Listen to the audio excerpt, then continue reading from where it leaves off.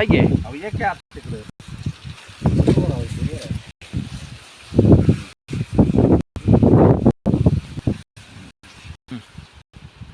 नमस्कार शेतकरी मित्र, धन्वंतरीच्या या व्हिडिओमध्ये तुमचं स्वागत आहे. आज आम्ही या ठिकाणी दुसऱ्या लाटावर आलोय. धन्वंतरीचे बास्केट या ऑगस्ट महिन्याला वापरलेलं आहे.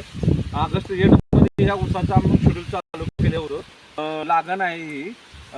शेतकरी आहेत भीमलाडे साहेब आणि धन्वंतरी डिस्ट्रीब्युटर आमचे संदीप आवटे साहेब या भागामध्ये काम करतात.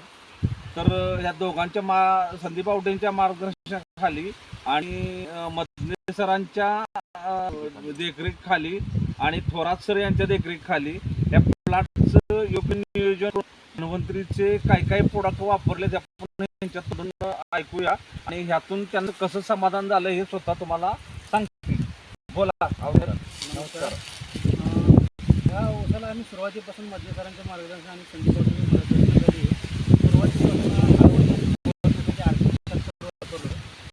तर अप्लाय केल्यानंतर 15 ते 3 आठवडे त्याचा रिझल्ट दिसायला चालू झाला.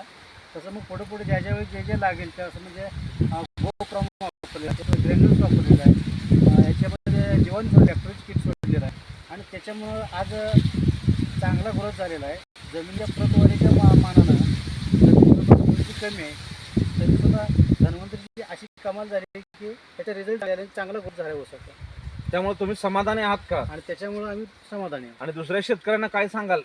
शेतकऱ्यांना आम्ही असं आवर्जून सांगेन की धन्वंतरी जे काय प्रॉडक्ट आहेत ते जर आपण वापरले तर माझा जो अनुभव आला तुम्ही सांगतो की जमिनीतला जीवाणूंची संख्या नियमित राहते, जमिनीचा pH चांगला राहतो आणि जे काय आपण रासायनिक किंवा ऑर्गॅनिक जे टाकतो ते सगळं उचलून देण्याचं काम बॅक्टेरिया वगैरे करतात.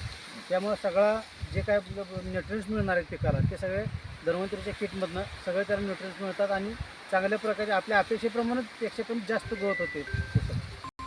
थोडक्यात धन्वंतरीची कमाल आहे म्हणायला असं म्हणतात. शेतकरी मित्रांना सांगावं असं एवढं वाटतं की धन्वंतरीनं जे बास्केट तयार केलेलं आहे शेतकऱ्याच्या हितासाठी, तर त्याचे फायदे असे आहेत की शेतकऱ्याला तोडून कळालं, मातीतली नमी टिकवण्याचं काम जास्तीत जास्त करते, जीवाणू अन्न साखळी मेंटेन करते, सेंद्रिय कर्ब मेंटेन करून जे काही जमिनीत तुमचं स्टोरेज असेल पिकाची वाढ छान होत्या आणि यातून शेतकऱ्याचं उत्पादन 15% पहिल्याच वर्षी वाढलं जातंय. त्यामुळं शेतकऱ्याला एक्स्ट्रा खर्च न करता जे काही वार्षिक शेड्यूल वापरणार आहे आपण त्यातूनच धन्वंतरीची ही खतं वापरल्यामुळं 15% उत्पादन हे वाढलं जातंय.